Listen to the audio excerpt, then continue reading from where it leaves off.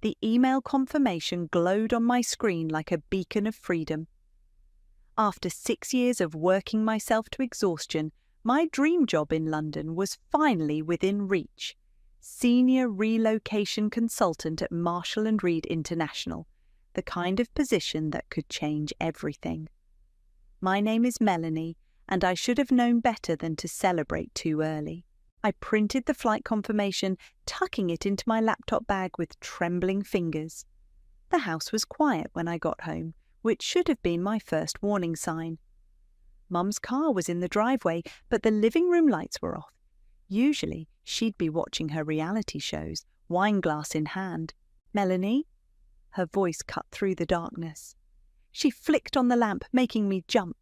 She sat in her favourite armchair, face drawn into that familiar expression of disapproval. "We need to talk." "Can it wait? I have some work to finish." "I cancelled your flight." The words hit like a physical blow. "What?" "I used your booking reference, told them there was a family emergency." She took a sip from her wineglass, dark red liquid catching the lamplight. "You can't leave right now. We need you here." My brother Cole's laughter echoed from the kitchen. He appeared in the doorway, car keys dangling from his finger. "Perfect timing, sis. The BMW payment is due next week. You're still covering that, right?" The room started spinning.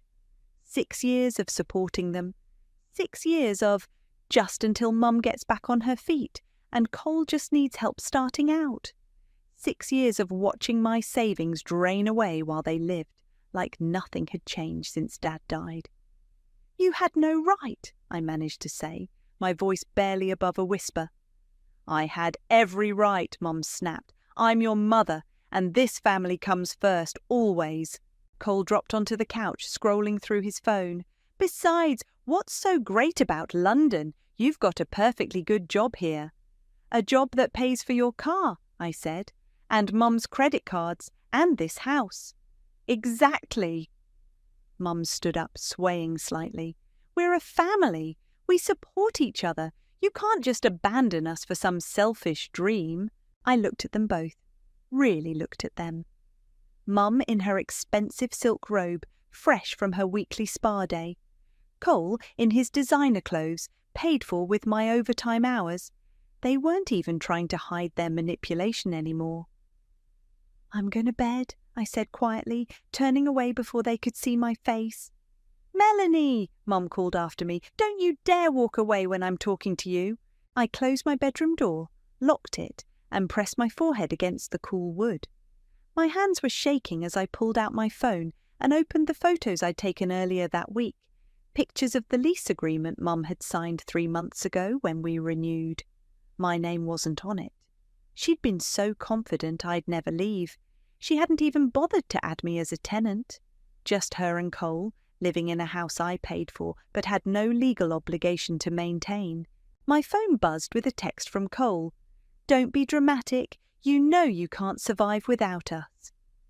I opened my laptop and pulled up the utility accounts, all in my name, all paid from my account.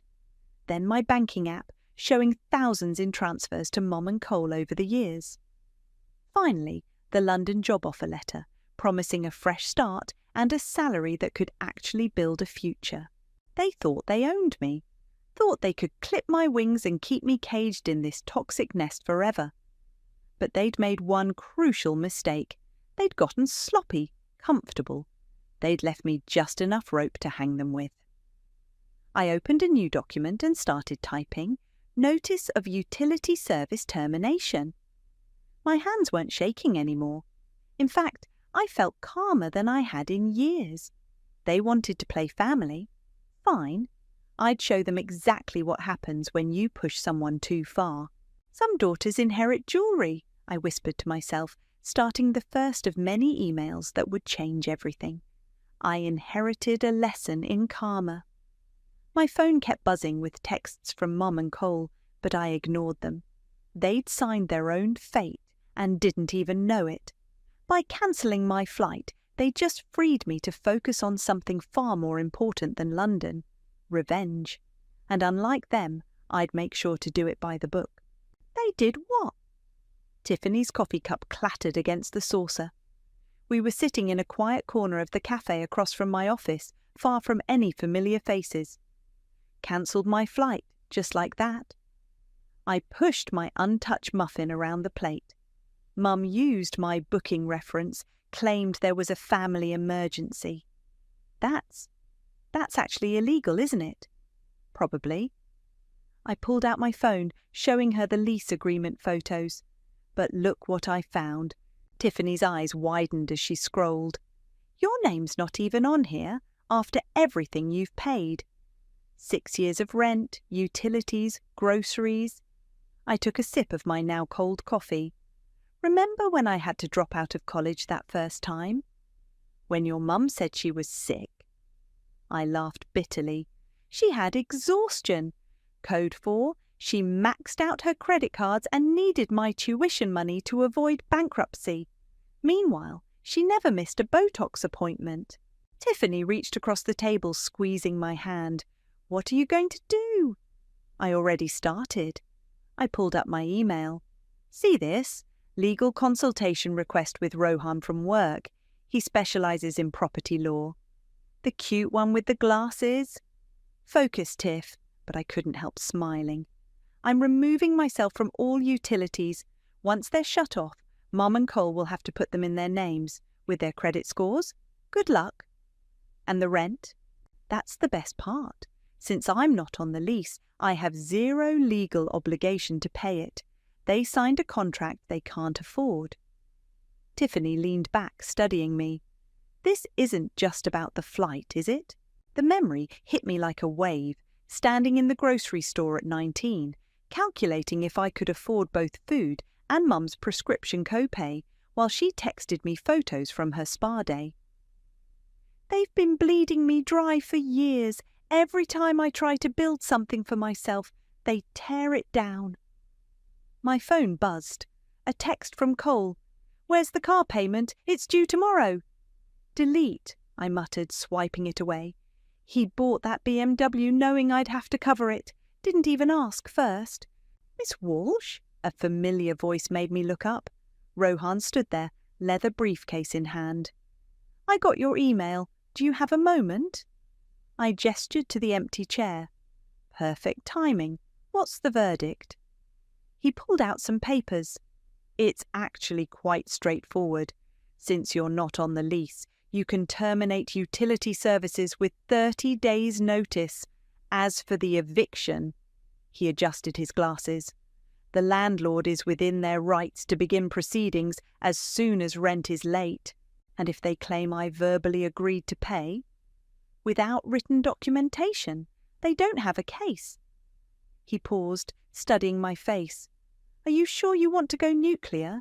Family situations can get messy. I thought about Mum's wine-soaked accusations, Cole's entitled demands, all those years of manipulation disguised as love. This is mercy, actually. They need to learn to stand on their own feet. I'll draft the notices today, Rohan said, standing. He hesitated. For what it's worth, I think you're doing the right thing. After he left, Tiffany raised an eyebrow. Okay, he is cute. Not the point. But I felt lighter somehow. I need to get back to work. Want to help me apartment hunt this weekend? Already found you one. She slid her phone across the table, showing a listing. My cousin's condo. She's in Dubai for a year. Says you can move in whenever. I stared at the photos. Bright, modern, empty of family drama. Tiff? Hey, what are best friends for? She grabbed her purse. Besides, I want front row seats when your mum realises her cash cow is leaving the barn. Back at my desk, I started drafting emails to every utility company. Each click felt like breaking another chain. A message popped up from Mum. We need to discuss your attitude. Family dinner tonight. Be there. I typed out my response. Working late. Don't wait up. Then I opened my browser and started searching for a name I remembered from childhood. Paris, Mum's estranged sister.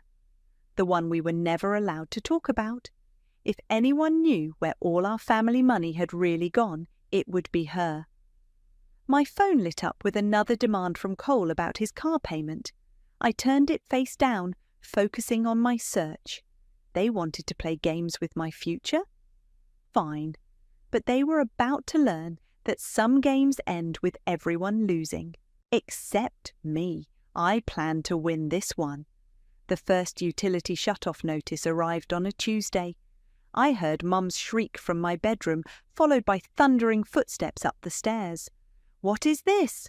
She burst through my door, waving the paper. "The power company says service will be terminated in 2 weeks." I didn't look up from my laptop.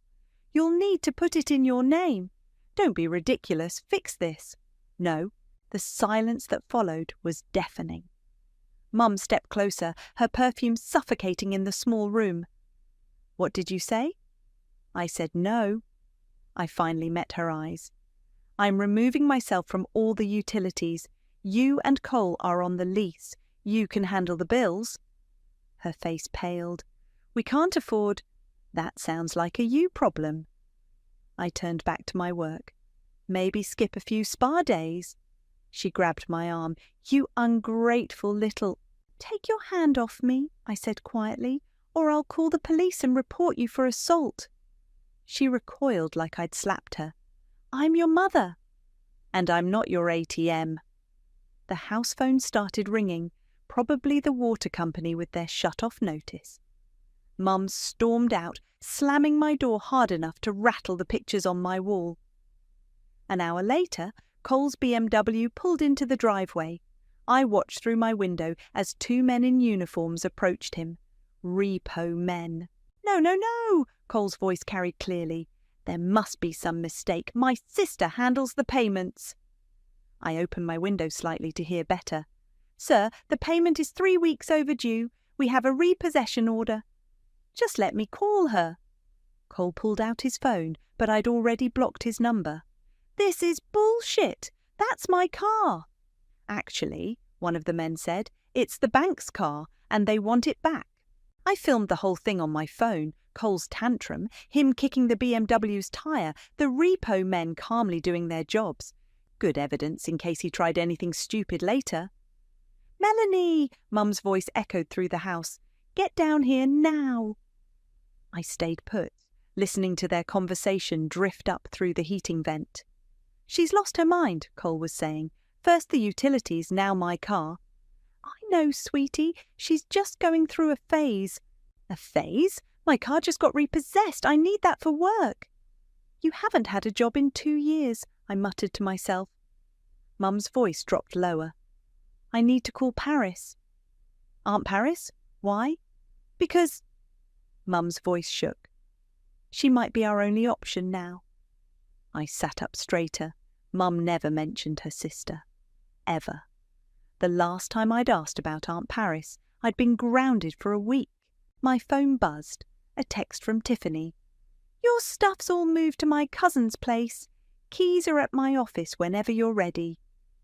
Freedom was so close I could taste it. But first, I needed to know what Mum was hiding. I crept downstairs, staying just out of sight of the kitchen where Mum was on the phone. "Paris, please. I know we haven't spoken, but—" "Yes, it's about the money." "No, she doesn't know yet." "Paris, you can't tell her about the trust fund. It would ruin everything." "Trust fund? What trust fund?" "Paris, please. I needed that money. Cole was just a baby, and after John died.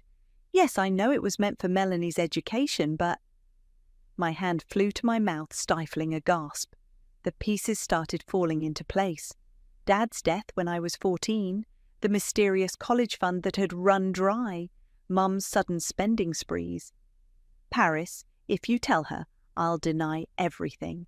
There's no proof." "Hello? Paris?" I backed away silently, my mind racing. There had been money, my money, and Mum had stolen it. Back in my room, I pulled up my search for Paris again. This time, I had a better idea what I was looking for. A knock at my door made me jump. "Mel?" Cole's voice was thick with tears. "Please, I need my car. I'll lose my job." "What job?" "You're nothing without this family," he shouted, mask cracking. "You hear me? Nothing!" I waited until his footsteps faded, then opened my email. Subject line: Dear Aunt Paris. Sometimes the best revenge isn't served cold. Sometimes it's served with proof. The eviction notice appeared on our front door like a declaration of war. I heard Cole rip it down, followed by Mum's scream that rattled the windows. "Melanie!" I stepped out of my room, laptop tucked under my arm. "Yes?" Mum thrust the crumpled notice in my face. "What is this?" "Looks like an eviction notice." "Don't you dare play games with me!" Her voice shook with rage. "Fix this, now!" "I can't." I kept my voice level. "I'm not on the lease, remember? You and Cole signed it. You're responsible for the rent, which you've always paid. Out of the goodness of my heart, not legal obligation." Cole charged up the stairs, face red. "You evil little—" "Careful," I warned. "Assault charges won't look good on your non-existent resume." "We're family!" Mum's mascara was running. "You can't do this to family." "Family?" I laughed. "Was it family when you stole my trust fund?" The colour drained from her face. "What? Oh, did you think Aunt Paris wouldn't tell me? The money Dad left for my education?" Cole looked confused.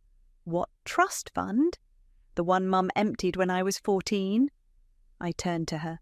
"Want to tell him, or should I?" "You don't understand," she whispered. "We needed that money." "For what? Your spa days? His BMW?" I opened my laptop, showing them my bank statements. "Look at these transfers. Thousands every month for years, while I worked overtime, cancelled vacations, gave up my own dreams." "You're nothing without us," Cole shouted. "Who do you think you are?" "I'm someone who's done being your personal bank." I started down the stairs. "You have 30 days to vacate. I suggest you start packing." Mum grabbed my arm. "If you do this, you'll regret it. I'll tell everyone what an ungrateful daughter you are." "Go ahead." I pulled free. "Tell them how you stole my inheritance. Tell them how you forced me to drop out of college. Tell them everything." "I'm your mother." "No." I reached the front door. "You're my cautionary tale." At work, I found Imran waiting at my desk with coffee. "Heard you could use this." "That obvious, huh?" "You look like you're fighting a war." He perched on my desk edge. "Want to talk about it?" I told him everything. The cancelled flight, the utilities, the eviction, the trust fund. His expression darkened with each detail. "That's not family," he said finally. "That's financial abuse." "I know that now." I sipped the coffee. He'd remembered exactly how I liked it. "I just wish I'd seen it sooner. Better late than never." He hesitated. "Listen, there's a position opening in our London office. Senior level, better pay than your original offer. I could put in a word." "You'd do that?" "In a heartbeat." His smile was warm. "You deserve better than what they've given you." My phone buzzed. Texts from Mum and Cole, threats and guilt trips lighting up my screen. I blocked both numbers. "Thank you," I told Imran, "for everything.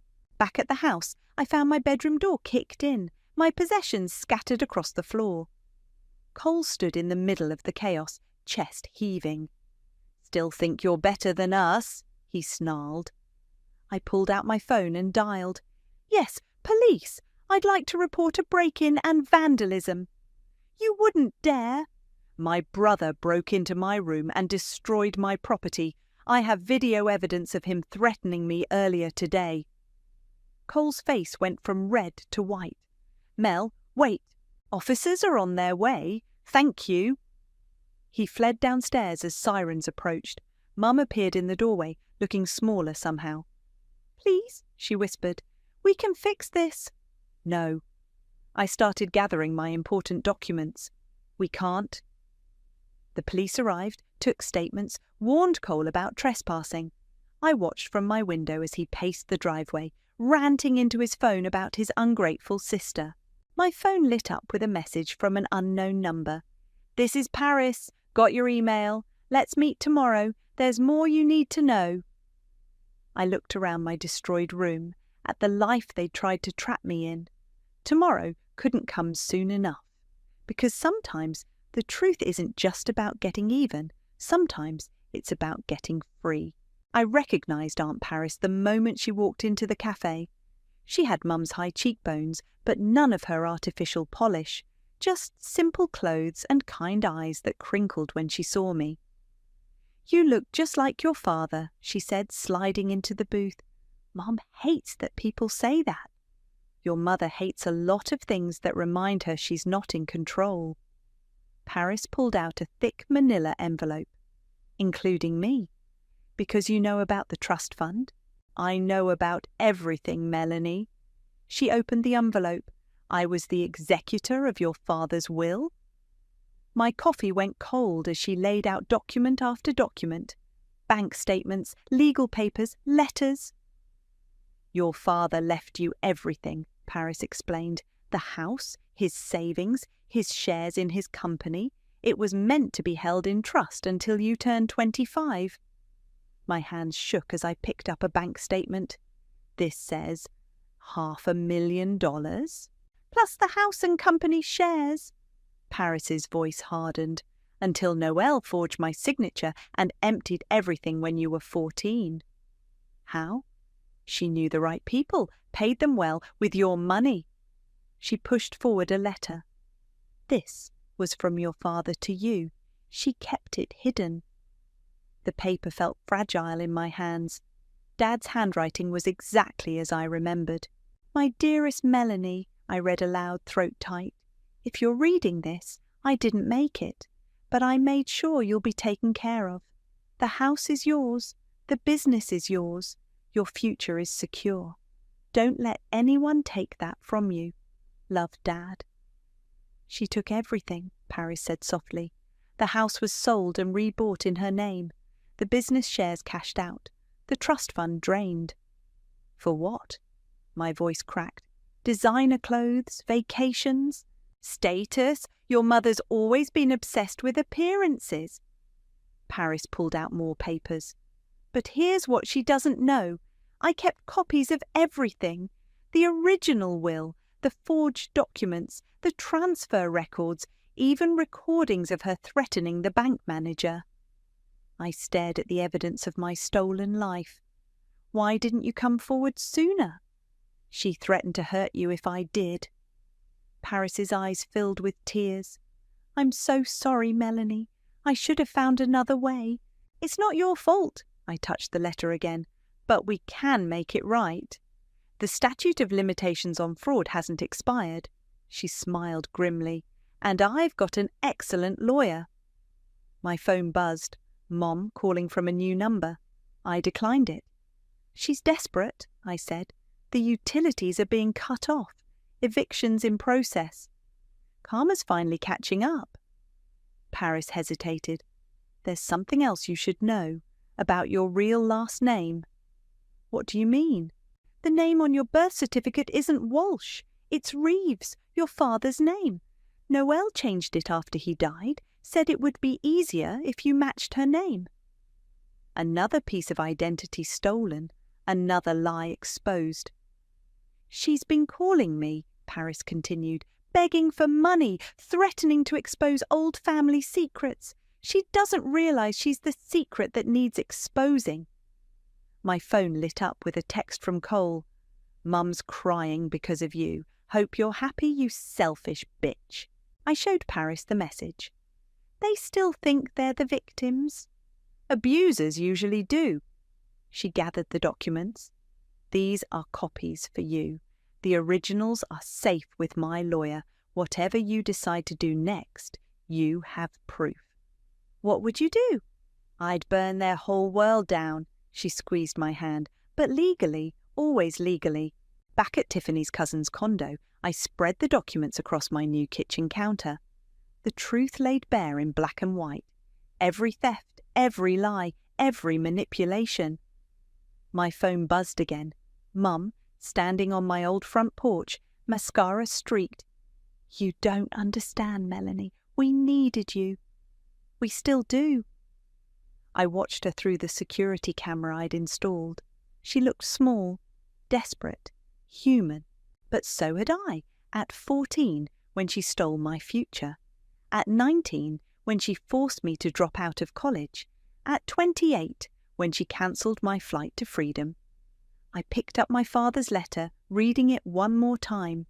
Then I opened my laptop and typed, "Dear Mr. Harrison, I'd like to press charges for financial fraud. Sometimes the truth isn't just about justice. Sometimes it's about reclaiming what was always meant to be yours. I will never bleed myself dry so you can keep pretending we're a family." The words left my mouth like ice as Mum swayed on the front porch, wineglass in hand. "You don't mean that," she slurred. "We're blood." "Blood that you stole from. How much was in that trust fund again? $500,000? She flinched. "Paris told you?" She showed me everything, the forged documents, Dad's letter, my real birth certificate. "I did what I had to do." She stepped forward, wine sloshing. "You were just a child. You didn't know what money meant." "But you did, right? That's why you spent it all on yourself." A car door slammed. Cole emerged from an Uber, looking dishevelled. "Mom, why are you outside?" "Your sister," she spat, "is destroying this family." "No." I held up my phone, showing them both the legal documents Paris had sent. "You did that when you stole my inheritance." Cole's face twisted. "You're lying." "Am I? Ask Mom where your BMW payments really came from all these years. Ask her where she got the money for her weekly spa treatments." "Shut up!" Mum threw her wineglass. It shattered against the wall beside me. I pressed record on my phone. "That's assault, Mom. Want to try for more charges besides fraud?" "Charges?" Cole's voice cracked. "What charges?" "The ones Paris's lawyer filed this morning." I stepped back as Mom lunged forward. "Fraud, identity theft, embezzlement from a miners' trust. You wouldn't dare." "Watch me." I turned to leave. "You have 25 days left before eviction. I suggest you start looking for jobs instead of throwing wine glasses." "Jobs?" Cole laughed hysterically. "We don't do jobs. We're better than that." "Not anymore." Back at my new condo, I found Imran waiting with takeout. "Thought you might need dinner after the showdown." "How did you know?" "Tiffany texted me. She's worried about you." We sat at my kitchen counter, sharing noodles while I showed him the trust fund documents. "This is serious fraud," he said, examining the papers. "They could face jail time." "Mum definitely will. Cole might escape it since he was a kid when it happened." I pushed my food around. "Is it wrong that I don't feel bad?" After what they did?" Imran touched my hand. "You're allowed to want justice." My phone buzzed with notifications. Cole had gone on a social media rampage, posting about his psycho sister destroying the family. "Look at these comments," I said, showing Imran. "Our mutual friends are all unfollowing him. They're asking what he means about fraud charges. Truth has a way of exposing itself." A voice message from Mom popped up. "You owe us. You'll regret this. Family protects family." I forwarded it straight to Paris's lawyer. "The London position," Imran said suddenly. "It's yours if you want it. Better salary than before, and—" He hesitated. "I might be transferring there too." My heart skipped. "Might be. If you say yes." Before I could respond, my phone lit up with an alert from my security cameras. Cole was at my old house, loading boxes into another Uber. "They're actually packing," I whispered. "Reality's finally hitting home." I watched through the camera as Mom appeared, clutching photo albums. "Look," I said, "the family station wagon's gone. They must have sold it." "Are you okay?" I searched for the word. "Free." A notification popped up. Someone had left something on my old front porch. I switched cameras. "Is that—" Imran squinted at the screen. "My childhood memory box. The one Mum had always kept safe in her closet." "She's leaving it behind." "Want to go get it?" I thought about the photos, the letters, the pieces of my past locked inside that box. No, let her keep it. I'm done living in memories. Imran smiled. London's looking better every minute, isn't it? You know what? I closed the security app, turning away from my old life. It really is. My phone buzzed one last time. A text from Mum. You'll regret choosing money over family. I typed back, you did that first. The difference is, I'm choosing myself. Then I blocked her final number and looked at Imran. Tell me more about London. Because sometimes the best revenge isn't looking back at all. Eviction day dawned cold and clear. I sat in Tiffany's car across the street, watching the locksmith change the locks while Mum screamed at the landlord. You can't do this! Her voice carried across the lawn. We've lived here for years! And haven't paid rent in 2 months, the landlord replied calmly. The eviction notice was legal. Your time is up. Imran's hand found mine in the back seat. You don't have to watch this. Yes, I do. The moving company I'd hired and paid for one last act of mercy began carrying out furniture. Cole paced the driveway, filming everything on his phone while ranting about family betrayal. He's live streaming it, Tiffany said, checking her phone. The comments are not on his side. A familiar car pulled up. Aunt Paris, carrying a thick folder, she joined us in our observation post. The police called, she said. Your mother's being charged with fraud next week. They have all the evidence they need. Look, Imran pointed at the house. Mum was trying to stop the movers from taking her designer couch. Should we intervene? No. I squeezed his hand. Let her learn what it feels like to lose things. Cole's voice suddenly rose above the chaos. This is all your fault. He was pointing at me through the car window. You did this to us. No, I said, stepping out of the car despite Imran's protest. You did this to yourselves. We're your family. Family doesn't steal trust funds. Family doesn't force you to drop out of college. Family doesn't clip your wings to keep you in their cage. I hate you, he charged forward, but Tiffany and Imran moved to flank me. Careful, Paris called out. Assault charges won't help your situation. Cole punched the nearest wall instead, howling when his knuckles cracked. The landlord signalled to the police officer on standby, who quickly moved to escort Cole away. Melanie, please, Mum stumbled down the front steps. Where are we supposed to go? That sounds like a you problem. I threw her words back at her. Maybe skip a few spa days. I'm your mother. No. I held up the documents Paris had given me. You're a thief who happened to give birth to your victim, and now you're facing consequences. She crumpled to the ground, mascara running, the perfect picture of maternal devastation. But I'd seen this performance too many times before. Get up, Noelle, Paris said tiredly. The theatrics won't work anymore. Mum's eyes hardened. You did this. You turned her against me. The truth did that. Paris handed me another document. Speaking of which, I scanned the paper, my eyes widening. You bought shares in the property? Through my company. Paris smiled. To ensure they can never rent here again, consider it partial repayment for what she stole from you. Cole was still ranting to his phone camera, but his audience had dwindled to 0. The movers efficiently packed the last boxes into their truck. Time's up, the landlord announced. Property needs to be cleared now. Wait, Mum ran inside, emerging with my childhood memory box. Take it, these are your precious memories, right? She hurled the box at my feet. Photos, letters and mementos scattered across the lawn. I didn't move to pick them up. Keep them, I'm making new memories now. In London, she laughed bitterly. Running away won't change who you are. You're still my daughter. Actually, I pulled out my father's birth certificate, my real one.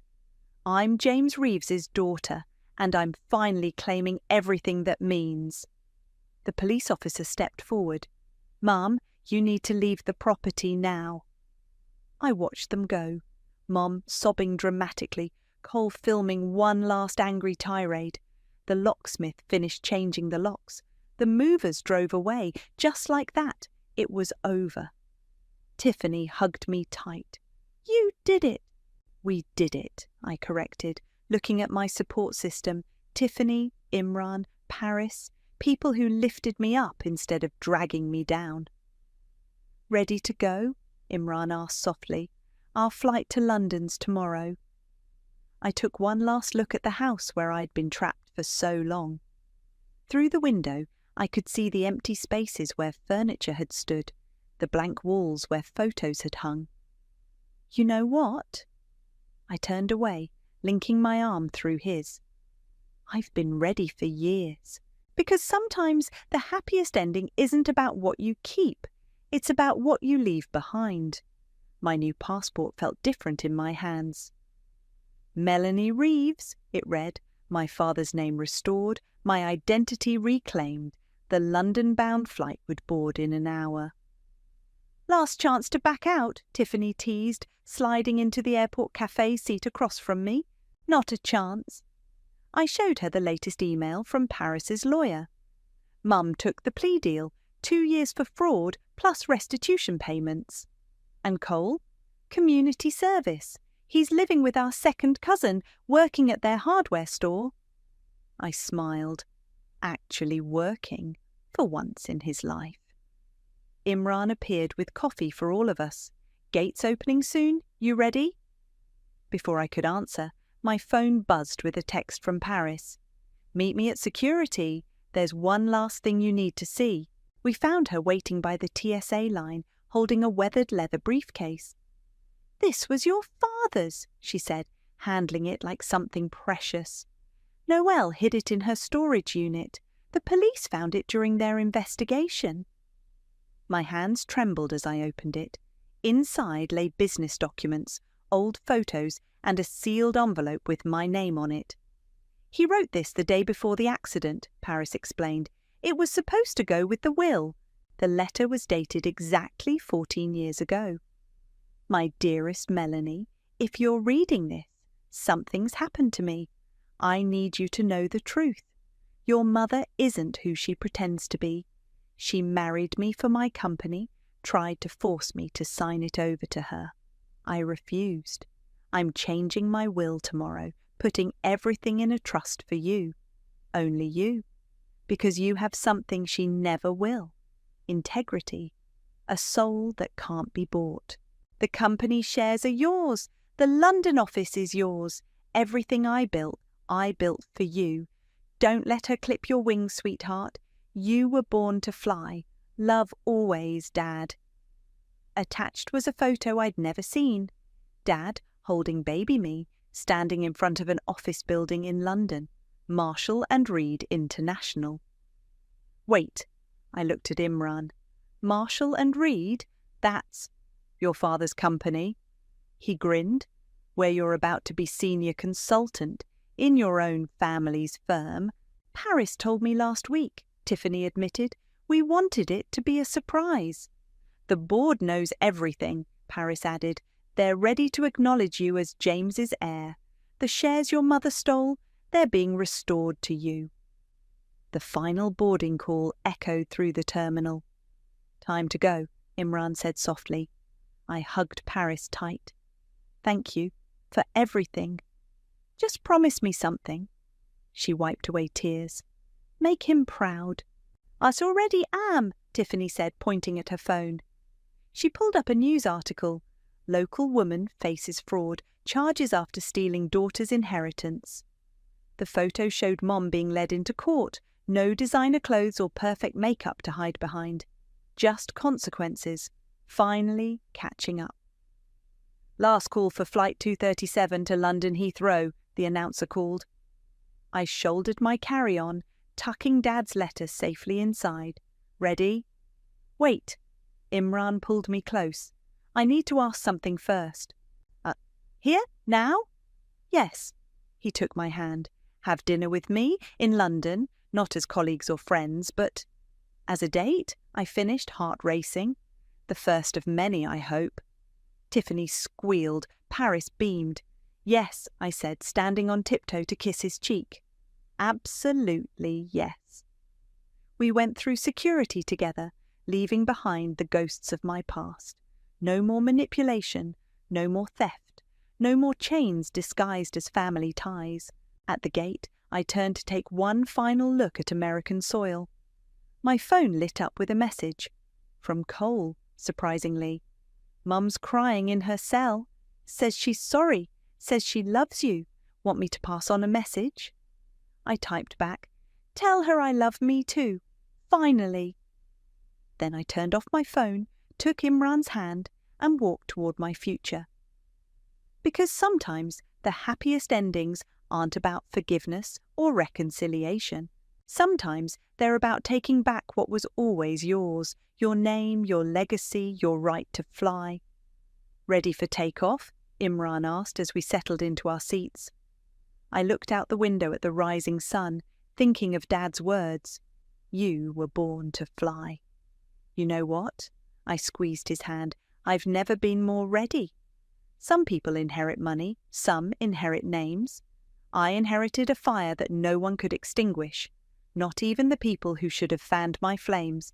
And now, finally, I fly.